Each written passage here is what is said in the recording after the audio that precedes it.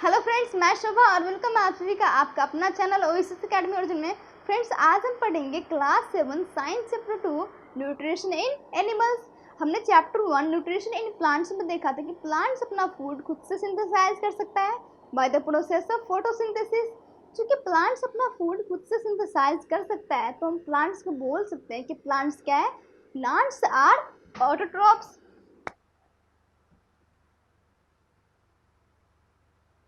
Plants are autotrophs.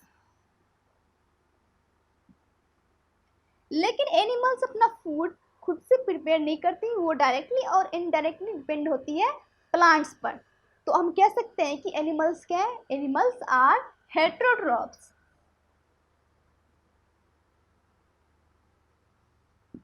Animals are heterotrophs. हमने बोला कि एनिमल्स डायरेक्टली और इनडायरेक्टली डिपेंड होते हैं प्लांट्स पर अपने फूड के लिए। एनिमल्स आर डायरेक्टली और इनडायरेक्टली डिपेंड ऑन प्लांट्स। अब ये कैसे? कुछ एनिमल्स ऐसे होते हैं जो सिर्फ प्लांट्स को ही खाते हैं, उनको बोलते हैं हम herbivores.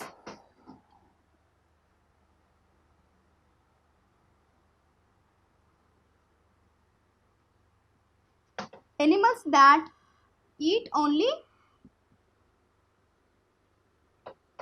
Plant materials.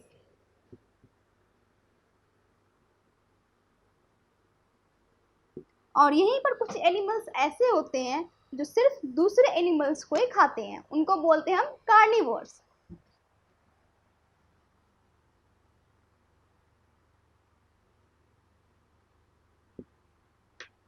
Animals that eat only other animals.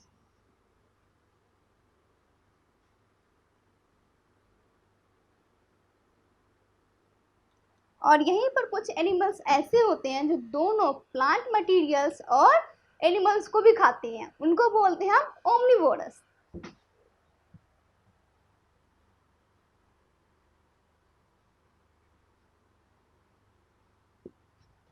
Animals that eat both plant materials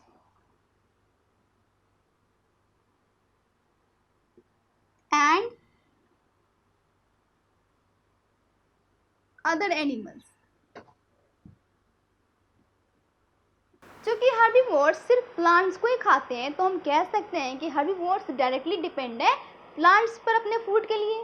और जो एनिमल्स दूसरे एनिमल्स को खाते हैं, तो जिस एनिमल्स को वो खाते हैं वो एनिमल्स अपना फूड कहाँ से लाती है?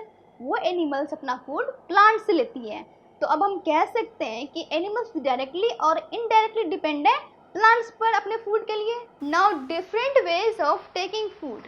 अलग अलग ऑर्गेनिज्म अलग अलग तरीके से फूड इनटेक करती है। सपोज ह्यूमन बींग्स फूड को चू करती है और यहीं पर स्नेक्स फूड को स्वेलो करती है। तो आइए अब हम इसका कुछ एग्जांपल्स देखते हैं। तो animals like Lions, tigers etcetera, इसका मोड ऑफ फीडिंग है चूइंग। लायंस और टाइगर्स के पास होती है शार्प पॉइंटेड टीथ, जिसके हेल्प से वो फ्लेश को टीयर करती है और ग्राइंडिंग टीथ के हेल्प से उनको वो चू करती है। अब हम दूसरा एग्जांपल देखते हैं। तो animals like snakes, lizards etcetera, इसका मोड ऑफ फीडिंग है स्वेलोइंग।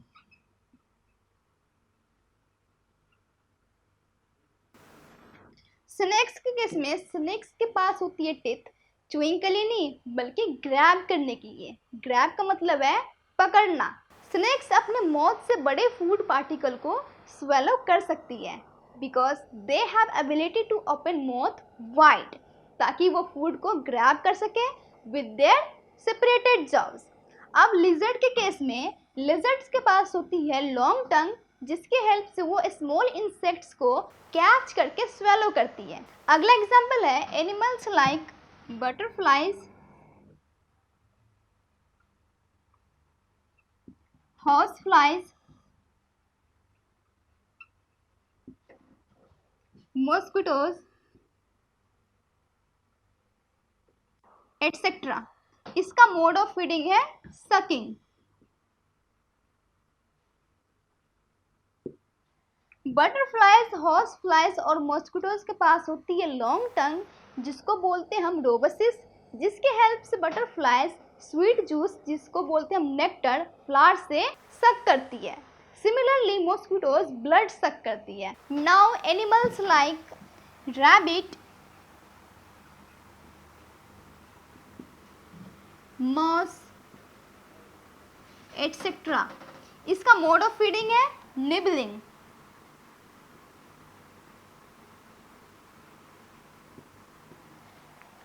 रैबिट और मॉस वो अपनी फ्रंट वाली शार्प टीथ को यूज करके फूड का स्मॉल बाइट्स लेती है। हमारा एक नेक्स्ट एग्जांपल है animals like cat, dog etcetera. इसका मोड ऑफ फीडिंग है लैपिंग। आपने देखा होगा कैट और डॉग को मिल्क ड्रिंक करते हुए, जिसको बोलते हैं हम लैपिंग, और इसके लिए वो यूज़ करते हैं अपने टंग का। नेक्स्ट एग्जांपल है animals like fishes, sponges,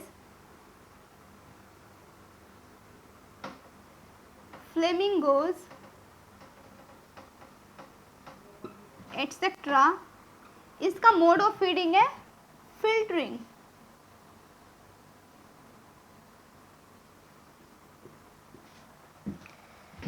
Fishes, sponges and flamingos have ability to filter out their food which is present in the water. हमारा नेक्स्ट एग्जाम्पल है स्नेल्स।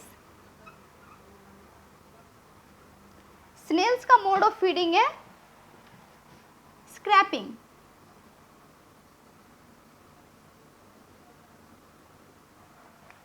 स्नेल्स हार्ड पुलिंग करके सरफेस से अपना फूड लेती है, जिसको बोलते हैं हम scraping. Now digestion in humans. तो सबसे पहले डाइजेशन क्या होती है? डाइजेशन होती है the process of break down of complex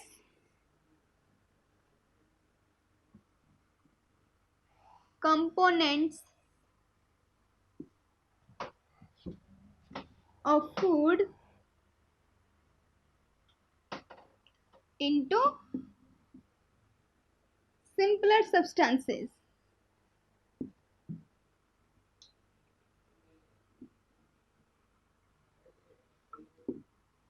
digestion एक प्रोसेस होती है जिसके थ्रू फूड के कॉम्प्लेक्स सब्सटेंसेस सिंपलर सब्सटेंसेस में ब्रेक डाउन होते हैं।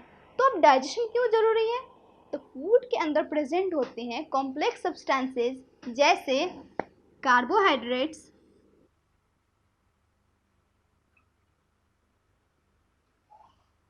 Protein, fats. हमारी बॉडी इन कॉम्प्लेक्स सब्सटेंसेस को डायरेक्टली एब्जॉर्ब नहीं करती, तो डाइजेशन के थ्रू ये कॉम्प्लेक्स सब्सटेंसेस ब्रेक डाउन होते हैं सिंपलर सब्सटेंसेस में।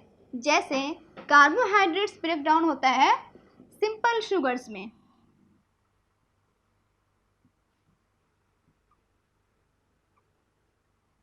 प्रोटीन्स अमाइनो एसिड्स में,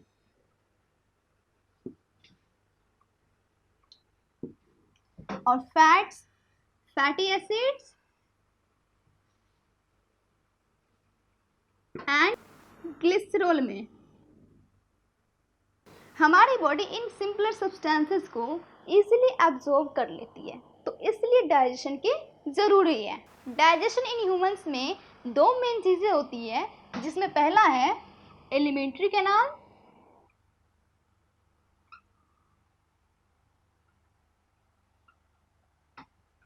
दूसरा डाइजेस्टिव ग्लैंड्स। इन दोनों के बिना डाइजेशन पॉसिबल नहीं है। और alimentary canal plus digestive glands को बोलते हैं हम digestive system.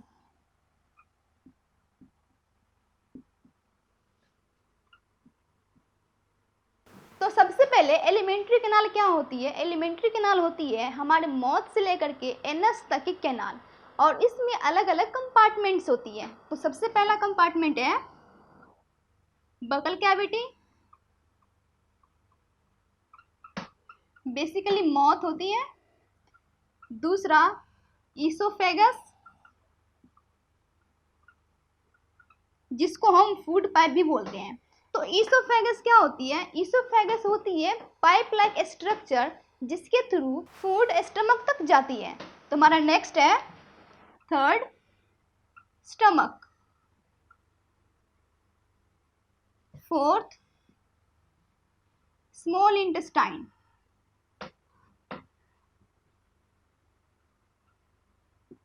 Number 5 large intestine. अब लास्ट है 6 एनस, जिसके through waste material excrete out होती है, और इन सभी को मिला के फॉर्म होती है एलिमेंट्री कैनाल। अब डाइजेस्टिव ग्लैंड्स के अंदर क्या क्या होती है? तो सबसे पहला है सलाइवरी ग्लैंड्स,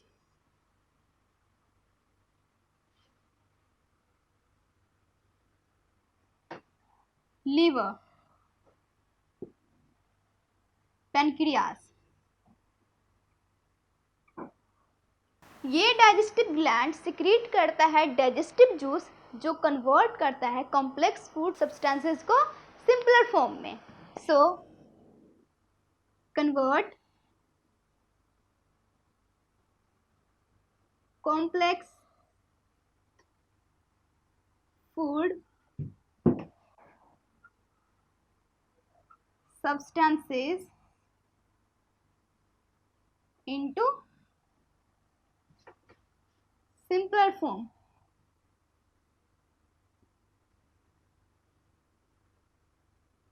इन सब के बारे में हम आगे और भी डिटेल में समझेंगे।